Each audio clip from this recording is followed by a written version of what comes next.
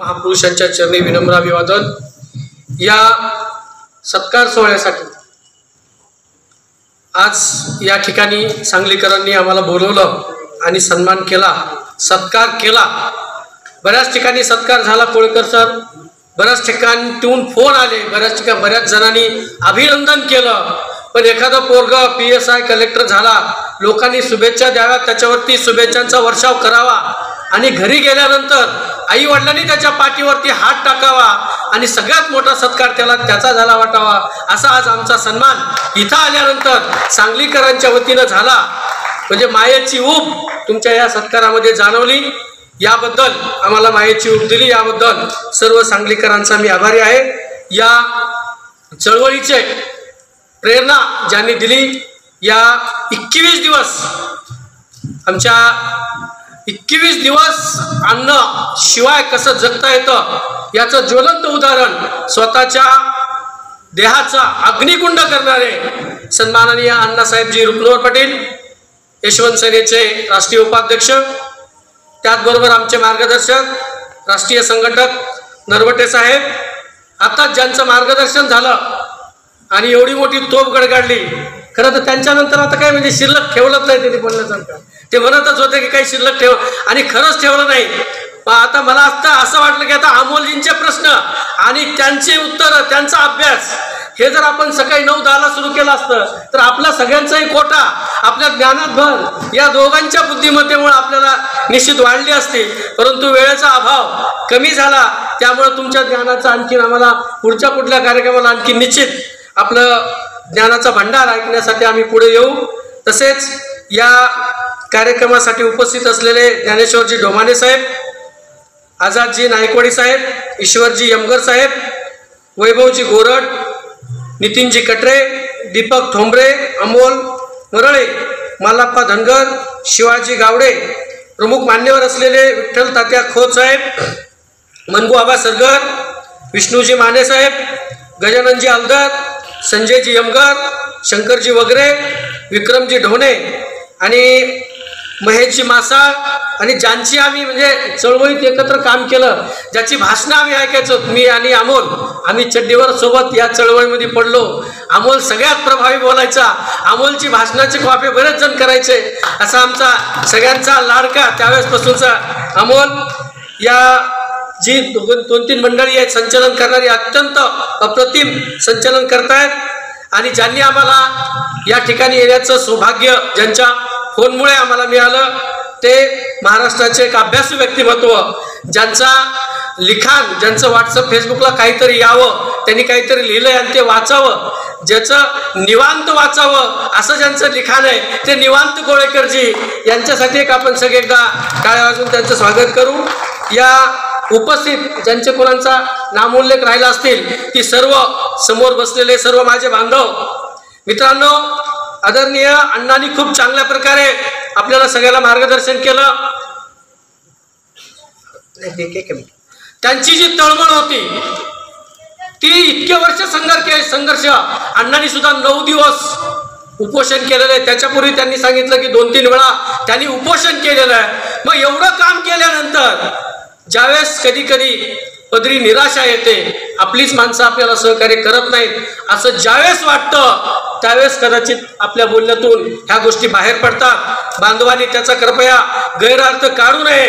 परंतु माझा अण्णा नाही, अण्णांच्या बोलण्यातलेच अण्णांनी परत आपल्याला काही प्रेरणा दिली आहे, तीच मी परत एकदा अण्णांना सांगतो की अण्णा, जरी सगळं तुम्हाला असं वाटत असेल की हे शांत झालंय, थंड झालंय, ही पेटणार नाही, आरक्षण मिळणार नाही, काही केलं तरी चालेल, आरक्षण कोणी देणार नाही, हा आपला सगळ्यांचा भ्रम आहे।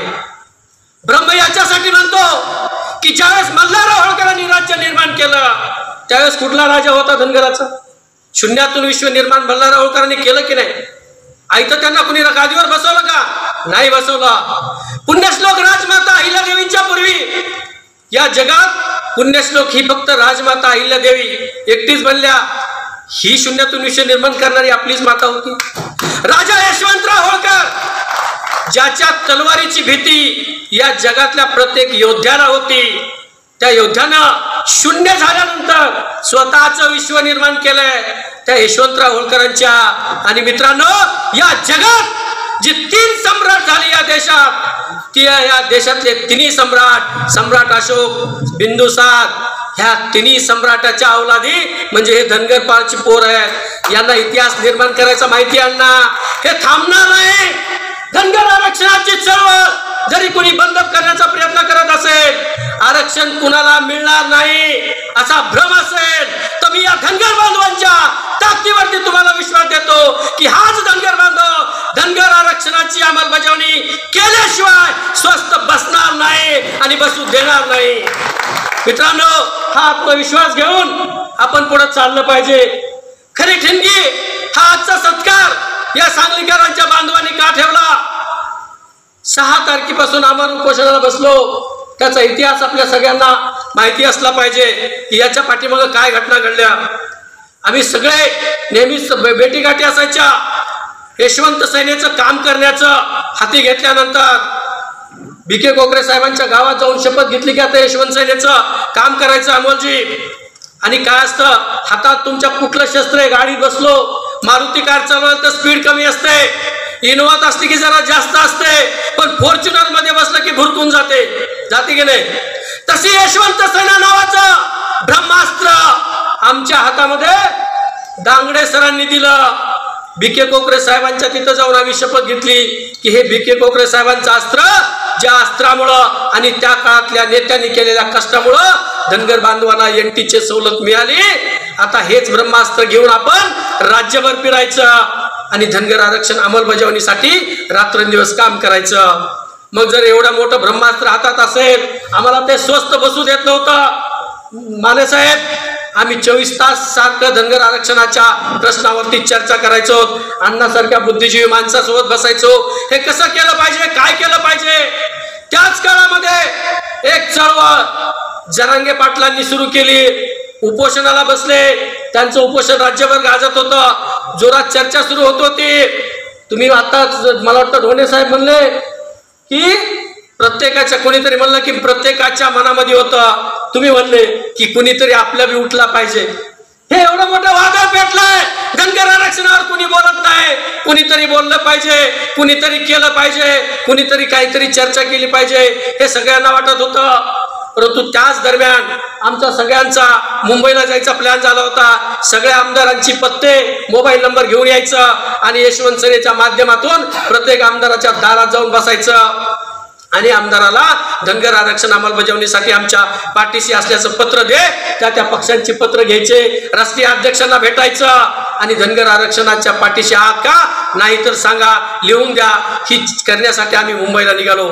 मी घरी निघालो, सगळ्यांना पुण्याला यायला सांगितलं। घरी निघताना कोळेकर सर टीव्हीवर एक बातमी आली आणि ती बातमीच आमच्या सगळ्या विचाराला बदलून टाकलं। त्या बातमीला, ती बातमी अशी होती की 18 ते 22 या दरम्यान संसदेचं विशेष अधिवेशन होणार आहे आणि त्या विशेष अधिवेशनामध्ये 10 नवीन काय होणार होते, 10 हे करणार होते, अध्यादेश काढणार होते आणि 10 अध्यादेश त्या विशेष अधिवेशनामध्ये निघणार आहेत। आणि त्याच पिरियडमध्ये येत होतं की इंडियाचा भारत पण होतोय। मग मनाला प्रश्न पडला माझ्या की जर विशेष अधिवेशन होत असेल, 10 अध्यादेश निघत असतील, महिला आरक्षण येणार असेल, ह्या सगळ्या गोष्टी जर त्या विशेष अधिवेशनात होत असतील, तर आपणही या प्रश्नावरती या विशेष अधिवेशनामध्ये धनगराच्या आरक्षणाचं काहीतरी झालं पाहिजे, यासाठी आपण बसलं पाहिजे। सगळ्यांना फोन केले, आम्ही पुण्यात आलो, पुण्यात एका ठिकाणी बसलो। अण्णासाहेब, दादासाहेब, नरवटे साहेब, दांगडे सर, नितीन दादा, सुरेश दादा, आमचा समाधान पाटील, भरत आपला आमचा गडदे, अशी सगळी टीम 15-20 जण आम्ही एकत्र बसलो। सगळ्यांनी चर्चा केली की विशेष अधिवेशन होत आहे, या देशामध्ये विरोधी गट सगळा एकत्र येतोय, त्यांनी इंडिया नाव दिलं म्हणून मोदी साहेब इंडियाचा भारत करतायत। रातोरात नोटा बंद झाल्या, आम्हाला कळलं नाही, नोटा नवीन आल्या, अचानक आल्या। 370वा कलम हे रद्द झालं, ते आम्हाला माहित नाही, कळलं नाही। मित्रांनो, राम मंदिर होणार का नाही हे आम्ही गावडे बुवा लहानपणापासून गावडे बघत असतील, त्यांना वाटलं नव्हतं, आज राम मंदिर उभारताना आपण बघतोय। अरे जे नाही बघितलं, ज्यांनी कधी, आता अण्णांनी सांगितलं, ज्यांनी कधी आरक्षण मागितलं नाही, ज्यांनी मोर्चा काढला नाही, कधी निवेदन दिलं नाही, त्यांना 10% आरक्षण मिळतं. मग माझ्या धनगर बांधवाला या घटनेनं जर आरक्षण दिलेलं असेल तर मग ते मिळण्याची ही मोठी संधी आहे. आणि त्याचा अध्यादेश जर त्या विशेष अधिवेशनात काढला तर आपण याच्यासाठी आता एक काम करू, आपण उपोषणाला बसू. मग कोणी मला सल्ला दिला की जरांगे पाटील त्यांच्या गावाकडे बसले, तुमचंही नाव फेमस होईल, तुम्ही तुमच्या गावाकडे उपोषण करा. बाळासाहेब दोरतले उपोषण करतायत, मग तुमचं नाव मोठं होईल. मग कुणी अण्णासाहेबाला चर्चा दिला, तुम्ही तुमच्या माळशिरसला बसा, अण्णासाहेब रुपनवरांचं नाव मोठं होईल, अण्णासाहेब जरांगे पाटील होतील, माळशिरस मोठं होईल. सुरेश बनगरांना सांगितलं तुम्ही तिकडं बसा, दांगडे सरांना सांगितलं बारामतीत बसा, नरवटे साहेबांनी ठरवलं की आता आपण लातूरमध्ये बसू, नरवटे मोठा होईल. अरे हे जरांगे पाटील होण्यासाठी नव्हतं, स्वतःला पॉप्युलर करण्यासाठी नव्हतं. आम्ही चौंडी, अण्णांनी सांगितलं मला चौंडीला जाऊ नका, त्यांनी त्यांची भावना व्यक्त केली, ती प्रमाणिक भावना होती अण्णा तुमची, त्याच्यात वाईट काही नव्हतं. चौंडीला जाऊ नका, तिथं रिस्पॉन्स मिळणार नाही, चौंडीला लोक येणार नाही, अण्णांनी ठणकावून सांगितलं. पण अण्णा आम्ही याच होळकरांची लेकर आहेत, आम्ही याच होळकरांच्या औलादी आहेत, जिथं हरवलंय तिथं शोधण्याची आमची ताकद आहे, म्हणून आम्ही तो निर्णय घेतला. अरे जर या देशातली, या राज्यातलं धार्मिकतेचं स्थळ पंढरपूर असेल तर मला वाटतंय धनगरांना पण चौंडीपेक्षा दुसरं, आणि ते धार्मिकचं पंढरपूर, चौंडीपेक्षा दुसरं कुठलं तीर्थक्षेत्र नाही. अरे ही लढाई गर्दी जमवण्यासाठीचं उपोषण नव्हतं, हे उपोषण नाव कमवण्यासाठीचं नव्हतं. तिथं बाळासाहेब दोरतलेचं नाव कधी बघितलं का? अरे हा 21 दिवस मरणारा अण्णासाहेब रुपनवर पाटील, याच्या नावानं कधी बोर्ड होता का अण्णा त्या ठिकाणी? नव्हता बोर्ड. ते यशवंत सेनेच्या नावानं केलं, इंडिव्हिज्युअल नाही. अरे इथं काही कुणाला पाहिजे नव्हतं, समाजातल्या प्रत्येक धनगराच्या पोराच्या रक्ताच्या धमन्यामध्ये आरक्षण अंमलबजावणीचं बीज पेरायचं होतं, म्हणून चौंडीमध्ये गेलो होतो, म्हणून ती जागा निवडली होती. माणसं कमी आले अजिबात नाही, प्रचंड लोकांनी रिस्पॉन्स दिला. हे आंदोलन यशस्वी होण्यामध्ये जर कुणाचा साथ असेल तर याच धनगर बांधवांनी दिली. ती ताकद आपल्याला आणखीन पुढे वाढवावी लागेल. अण्णांनी सांगितले ते पण अनुभव आमच्या पाठीशी आले ना, नाही असं नाही. आम्ही ज्यावेळेस तिथं 11 दिवस बसलो, कोणीही आम्हाला मदत केली नाही, कुठला धनगराचा नेता फिरकला नाही, कोणी बघायला तयार नाही. 11व्या दिवशी 2-3 वेळा त्या काळामध्ये आम्हाला भेटण्यासाठी राष्ट्रवादीचे रोहितदादा पवार 4 वेळा आले, सुप्रियाताई 1 वेळा आल्या, भरणे मामा आले, आपले रुपनवर साहेब आले, राम हरी रुपनवर, आणखीन आपले करमाळ्याचे माजी आमदार आले, नारायणाबा आले, आजी माजी धनगर समाजातील बऱ्याच सगळ्या आमदारांनी त्या ठिकाणी भेटी देऊन समाजातल्या तुम्ही सगळे आलात, तुम्ही जसे जसे लोक येत होते तसं बळ मिळत होतं. 11व्या दिवशी सुद्धा ज्यांच्या पोटामध्ये अग्नीचा तांडव होता, जशी जशी माणसं दिसतील तशी ही माणसं उठून बसायची. का बसायची? की हे वनवा पेटायला, वनवा पेटायला उशीर झाला, नक्की झाला. खरंय अण्णा तुम्ही बोलता ते पण खरंय. राम शिंदे साहेबांनी याच्यामध्ये खूप मोठी भूमिका घेतली. ज्यांनी केलं त्याचं नाव घेतलं पाहिजे. पुढे येऊन त्या नेत्यांनी खूप काम केलं. भाजपच्या नेत्याने विनंती केली, मंत्री महाजन साहेब तिथं आले. 11व्या दिवशी आमची ऐकून घेतलं आणि परत गेले. पुन्हा 4 दिवस आलेच नाहीत. परत आम्हाला बोलावणं आलं. सह्याद्रीवर आमची बैठक ठरली. नगरसेवक साहेब बैठक ठरली. आम्ही मुंबईकडे निघालो. मुंबईकडे निघालो की लोकांचे फोन यायले, जरा सोशल मीडिया चेक केला का? मी म्हणलं काय आलंय? त्याच्यावर लिहिलंय, म्हणले चालले सेटलमेंट करायला. अमोलजी काय म्हणले? सेटलमेंट करायला चालले म्हणले.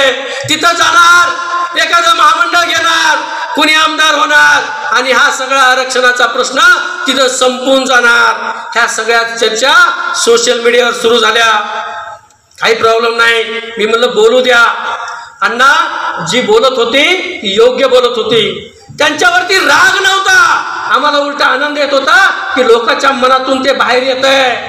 आरक्षणाची चळवळ पेटण्यासाठी जो उशीर झाला त्याच्यात जे काही का पाप झालं ना, यापूर्वी ज्या ज्या चळवळी झाल्या त्या बदनाम झाल्या, म्हणून समाजाला आमच्यावरती विश्वास बसत नव्हता. आणि का बसला पाहिजे? त्या ठिकाणी गेलो, बैठक सुरू झाली. बैठक चालू झाल्यानंतर त्यांनी सांगितलं, आमचे प्रकाश अण्णा शेंडगे होते, अण्णा पण भेट द्यायला आलते, रमेश शेंडगे साहेब पण भेट द्यायला आलते. अण्णांनी सांगितलं की बाळासाहेब तुम्ही पहिल्यांदा भूमिका मांडा. वडकुते साहेब आले होते, ते पण त्या ठिकाणी होते. त्यांनी सांगितलं की पहिल्यांदा तुम्ही भूमिका मांडा, तुम्ही का उपोषणाला बसलात? आम्ही सांगितलं साहेब, गेल्या 75 वर्षापासून धनगर आरक्षणासाठी धनगर समाजाची मोर्चे झाले, उपोषणं झाली, रस्ता रोको झाली, सगळे आंदोलनं झालेली आहेत. 75 वर्षामध्ये आमच्या हक्काचं असलेलं आरक्षण अंमलबजावणी होत नाही. ती अंमलबजावणी करा. त्या अंमलबजावणीचा 18 ते 22च्या दरम्यान जे दिल्लीमध्ये अधिवेशन होतं, विशेष अधिवेशन, त्या अधिवेशनामध्ये वटहुकूम काढावा म्हणून आम्ही बसलो. मित्रांनो, दुर्दैव असं की आम्ही 6 तारखेला याच्यामुळे बसलो की म्हणलं 18 पर्यंत या सरकारला जाग येईल. सरकारला जाग अधिवेशन संपल्यानंतर आली. म्हणजे त्यांनी जाणीवपूर्वक दिल्लीचं अधिवेशन संपेपर्यंत आम्हाला बैठकीला बोलवलं नाही. 2 दिवस राहिले होते. मी म्हणलं साहेब आजचा दिवस आणि उद्याचा दिवस अधिवेशनाचा शिल्लक आहे, तेवढ्यात आमचं तिकडं पाठवा, प्रस्ताव तुमचा पाठवा. यापूर्वीच्या सरकारने 2 वेळा हे प्रस्ताव पाठवले होते.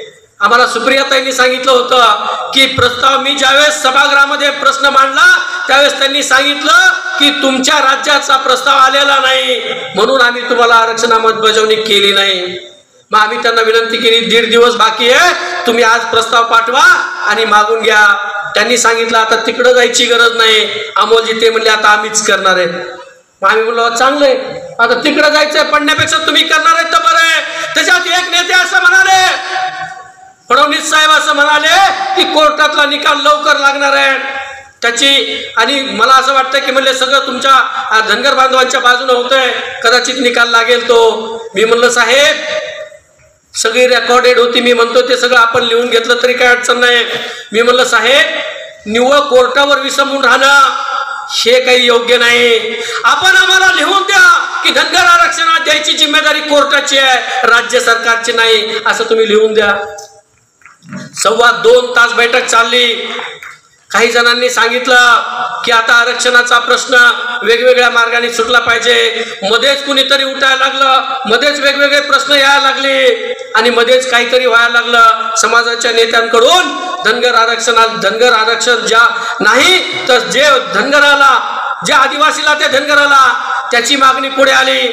22-16 योजना आता लवकरात लवकर सुरू करा. महामंडळाचा अध्यक्ष लवकर करा. महामंडळाला 10,000 कोटी द्या आणि 16 योजनांची अंमलबजावणी तात्काळ करा. मी ताटकन उठलो. आमची सगळी फौज, नरोटे साहेब, दांगडे सर, आम्ही सगळे होतो. 2.25 तासापैकी 1.5 तास फक्त यशवंत सेना तिथं भांडत होती. आणि त्या 1.5 तासामध्ये आम्ही त्यांना विचारलं की साहेब हे जे उपोषण सुरू आहे हे महामंडळाला 10,000 कोटीच्या बजेटसाठी नाही, महामंडळाचा अध्यक्ष करण्यासाठी नाही, विधान परिषदेचा सदस्य करण्यासाठी नाही, किंवा धनगराच्या पोरला मंत्री करण्यासाठी नाही. हे आरक्षण आहे येणाऱ्या धनगराच्या पिढीच्या उज्ज्वल भविष्यासाठी.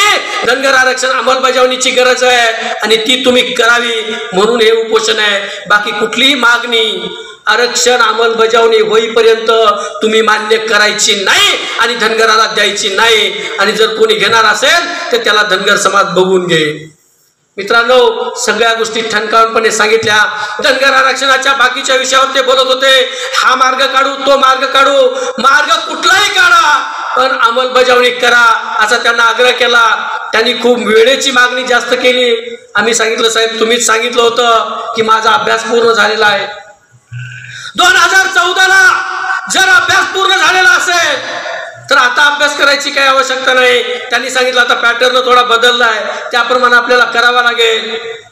मित्रांनो, या सगळ्या गोष्टींचा सगळी सरकार, सगळ्या लोक, सगळी नेते त्या ठिकाणी जे काही सगळ्यांनी भरणे मामा सगळ्यांनी आपापली भूमिका व्यवस्थित मांडल्या. धनगर आरक्षण अंमलबजावणी झाली पाहिजे ही सगळ्यांची भूमिका होती. परंतु त्या बैठकीमध्ये जी आमची मागणी अंमलबजावणीचा ठोस निर्णय ते काही त्यांनी मान्य केलाच नाही. मग हा वेगळा बोलतोय, तो वेगळा बोलतो, तो वेगळा बोलतो, तो वेगळा बोलतो, प्रत्येक जण वेगवेगळं बोलायला आम्ही विचारलं मग ठोस निर्णय काय? ते म्हणले वेळ लागतो. मी म्हणलं जोपर्यंत ठोस तुम्ही आता आमरण उपोषण सोडा, आम्ही लवकरात लवकर निर्णय घेऊ. म्हणलं अजिबात नाही, जोपर्यंत निर्णय होणार नाही तोपर्यंत मरणार नाही. ते म्हणले इतके दिवस झालं माणसं मरतील. अरे ते मरण्यासाठीच आले होते. आम्ही चौंडीला गेलो होतो अण्णा, चौंडीला याच्यासाठी गेलो होतो की आम्ही जर अंबेजोगाईला बसलो असतो तर कदाचित मॅनेज झालं असतो. बाळासाहेब जोडतले म्हणून उपोषण केलं असतं तर मॅनेज झालं असतं. अण्णासाहेब रूपवरून केलं असतं, बनगरवरून केलं असतं तर मॅनेज झालं असतं. त्या पुण्यश्लोक राजमाता अहिल्याच्या चरणी याच्यासाठी बसलो तिथं कोणालाही पाप करता येणार नाही, कोणालाही गद्दारी करता येणार नाही, कारण ती न्याय देवता आहे. कुणी न्याय दिला काय माहित नाही, पण त्या मातेच्या चरणी बसल्यामुळं ज्या 75 वर्षामध्ये ज्या बांधवांनी ज्या ताकदीनं आंदोलनं केली, या राज्य सरकार आम्ही तिथं जायचं दुसरं कारण की त्या नांबडला त्या सराटीला जरंगे पाटलाकडे सगळं मंत्रिमंडळ हेलपाटा घालत होतं. अरे जर जरंगे पाटलाकडे मंत्रिमंडळ हेलपाटा घालतंय तर या राज्य सरकारला गुडघ्यावर आणू, तेही राजमाता अहिल्यादेवीच्या चरणी आणू, म्हणून आम्ही तिथं बसलो होतो. बाकी काही उद्देश नव्हता. लोक किती आले याला महत्व नाही. आज धनगराच्या प्रत्येक गावात, प्रत्येक शहरात, प्रत्येक तरुणाच्या मध्ये, प्रत्येक माणसामध्ये आरक्षणाचं स्फुल्लिंग पेटलेलं आहे. 21 दिवस झाले होते. अण्णासाहेबांना जेव्हा मी सांगितलं की बैठक कॅन्सल झाली आहे, अण्णासाहेब ICU मधून इकडे निघाले. सुरेश बनगरांनी ऑक्सिजन लावलेला काढून फेकून दिला. घरच्यांची त्यांच्या मिसेसचा फोन यायचा, राज्यामध्ये किती कोटी धनगर आहे, मग तिथं किती येत बसलेले, उपोषण एकट्यालाच करायचंय का? त्या सुरेश दादाची पोरगी म्हणायची बाबा आरक्षणाचं सर्टिफिकेट फक्त मलाच मिळणार आहे का? हा सगळा संघर्ष उपोषण फक्त त्या दोघांनीच केलंय हे फक्त सर्वांसमोर आहे अण्णा. पण उपोषण तिथं असणाऱ्या नरवटे साहेबांनी, दांगडे सरांनी, समाधान पाटलांनी, नितीन धायगोडनी, बाळासाहेब दोडतलेंनी पण केलं. आम्ही का केलं? त्यांना ठरवलं होतं आम्ही 5 जण उपोषणाला बसायचंय. त्यांनी सांगितलं की आम्हाला हे आंदोलन, हे सरकार इतक्या लवकर मॅनेज होईल असं वाटत नाही, ह्याला वेळ लागणार आहे.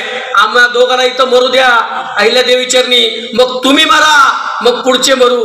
एकदाच सगळे मेले तर आपलं आंदोलन संपुष्टात येईल, म्हणून त्या दोघाला बसवलं.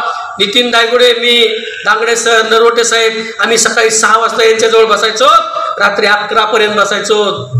एकही घास आम्ही खाल्ला दिवस खायचा नाही, चहा प्यायचा नाही, काहीच नाही. रात्री 11, 11:30 तरी आमच्यासोबत भांडायचं की तुम्ही काहीतरी खा, नाही तर आम्ही बी मरून तुम्ही बी मरू. त्यांनी शिव्या द्यायच्या. तेव्हा जाऊन एक टाइम एखादी किंवा अर्धी भाकरी आम्ही या 4-5 जणांनी खायची. आम्हाला तिथं बसल्यानंतर बाहेर चहा प्यायला सुद्धा जाऊ वाटायचं नाही, कारण यांच्या पोटामध्ये काय अवस्था असेल आणि आपण काय करणार आहे. त्यांची 14-15 किलो वजन कमी झाली, आमची सुद्धा 7-7, 8-8 किलो वजन कमी झाली आहे. म्हणजे उपोषण फक्त त्यांनी सगळ्यांनी केलं, फक्त हा विजय आणायचा खेचून. त्याच्यामुळे ही 2 गेली, पुढचे 2 आम्ही तयार होतो, आणखीन पुढे तयार होतो. आमचं नियोजन व्यवस्थित चालू होतं. अण्णा व्यक्तिगत नावाने याच्यासाठी आंदोलन केलं नाही की परत कुठंतरी लाभची गोष्ट येते. VK कोकरे हे नाव खूप मोठं, वादळ मोठं आहे. त्यानं पवित्र काम केलं. ज्या दिवशी त्या नेत्यानं काम थांबवलं त्या दिवशी कधी समाजाशी गद्दारी केली नाही. या यशवंत सेनेनं कधी गद्दारी केली नाही. मग यशवंत सेनेसारखं, VK कोकरे सारखं पवित्र नाव जर चौंडीमध्ये बसे असेल तर ज्यांनी कुणाला शंका येत असेल त्या खरंच धनगर बांधव आहेत का, याचा पण आपण विचार केला पाहिजे. चळवळीत ह्या वाढल्या पाहिजेत, चळवळी पुढे गेल्या पाहिजेत. मित्रांनो, हा लढा ज्या दिवशी 21व्या दिवशी आम्हाला जे पाहिजे होतं की 50व्या दिवशी आम्ही धनगर आरक्षण अंमलबजावणीचा ठोस निर्णय घेऊ, हे लिहून ज्यावेळी त्यांनी आम्हाला दिलं त्यावेळी आम्ही तिथं थांबलो. 21वा दिवस होता, थांबलो नाही, घोषणा केली की हे आमरण उपोषण थांबलंय. आमरण उपोषण यासाठी थांबवतोय की 21 दिवसानंतर पोलीस त्यांना उचलून नेणार होते. म्हणजे याच्यापेक्षा मोठं आंदोलन असू शकत नाही ना. 21 दिवस जर त्यांना पोलीस उचलून नेला असता, आपल्या हातामध्ये 51व्या दिवशी हे सरकार देईल अशी अपेक्षा ठेवली आहे. परंतु मित्रांनो, देईल म्हणून त्याच्यावर विसंबून राहिलो नाहीत. आपण त्या दिवसापासून निर्णय घेतला की मोर्चे, आंदोलन, उपोषण, साखळी उपोषण हे राज्यात आजही सुरू आहेत. आम्ही दररोज एका ठिकाणी मोर्चाला जातो, एका ठिकाणी रस्ता रोकोला जातो. 51व्या दिवसापर्यंत या सरकारला झोप येऊ देणार नाही आणि आम्ही पण झोपणार नाही. मित्रांनो, ही चळवळ आपल्याला चालू ठेवायची आहे. भारतीय जनता पक्ष आपली फसवणूक करेल असं ज्यांना ज्यांना वाटतं ते मागचा इतिहास बघता खरं आहे. परंतु भारत भया, आता अमोलजीने विचारलं की या आदिवासी लोकांना हे सरकार भीत आहे. आदिवासी समाज नव्हे तर हे जी भांडवल आहेत त्यांचे आमदार ते आता राजकारण करण्यासाठी पुढं करतायत आणि ते सगळेजण त्यांची माथे भडकवण्याचा प्रयत्न करतायत. परंतु आरक्षण हे 75 वर्षापासून घटनेत आम्हाला आहे. ज्या 48 जातींना आदिवासीची सवलत आहे त्याच्या 36 नंबरला धनगर आहे. मग माझा या आदिवासी बांधवांना आणि त्या लांडग्यांना जे आमदार आहेत ना भडवे, त्यांना आमचा इशारा आहे की तुम्ही त्यांची माथे भडकू नका. या धनगरांची जर माथे भडकली तर गेल्या 75 वर्षाचा हिशोब ही धनगर तुमच्याकडून घेतल्याशिवाय राहणार नाहीत. या धनगर बांधवामध्ये तलवारी घ्यायची पण ताकद आहे. यशवंतराव होळकरांच्या या औलादी आहेत. तुम्हाला रस्त्यावर फिरू दिलं जाणार नाही. आणि भारतीय जनता पक्षानं 2014ला ज्यावेळेस शब्द दिला होता की आम्ही तुमच्या आरक्षणाची पहिल्या कॅबिनेट मध्ये करू, त्याच वेळेस आताच डोले साहेबांनी सांगितलं की भाजपचे प्रवक्ते धनगरांना आरक्षण कसं देणार हे सांगत होते टाव पुढून. आदिवासी लोक तितक्यात आजच नाही तर त्यावेळेसही ते ओरडत होते की धनगरांना दिलं नाही पाहिजे, भाजप कसं देईल. आणि भारतीय जनता पार्टीच्या विरोधात त्यावेळेस सुद्धा आदिवासी गेला होता. भारतीय जनता पार्टीच्या सोबत हा धनगर बांधव होता म्हणून सत्ता आली होती. आणि भारतीय जनता पक्षाला ही ताकद माहिती आहे धनगराची. आदिवासी विरोधात गेले किंवा काही झालं ते नाही. आता मोदी साहेब एका जागेसाठी चाललंय.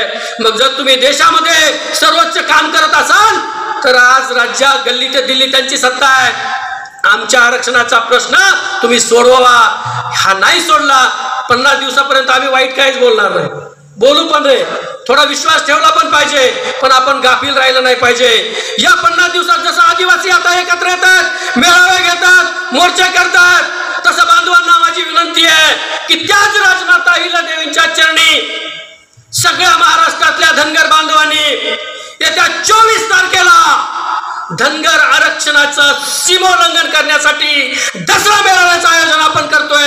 तुम्ही सगळ्यांनी दसरा मेळाव्यासाठी चौंडीला राज्यभरातल्या 10 लाख लोकांनी जर धनगर बांधवांनी आलं तर या राज्य सरकारलाच नाही बांधवानो, केंद्र सरकारला त्या चौंडीत येऊन अहिल्यादेवीच्या पाया पडून तुम्हाला आरक्षण द्यावं लागेल. आणि ही लढाई पुढे चालवण्यासाठी सरकारला झोपू देऊ नका, तुम्ही झोपू नका. येणारा 24 तारखेचा दसरा मेळावा या लढाईचा एक मोठा भाग आहे. आणि राज्यातल्या सगळ्या बांधवांनी 24 तारखेला दसरा मेळाव्याला चौंडीला यावं अशी मी आपल्याला कळकळीची विनंती करतो आणि थांबतो. यकोट यकोट यकोट यकोट.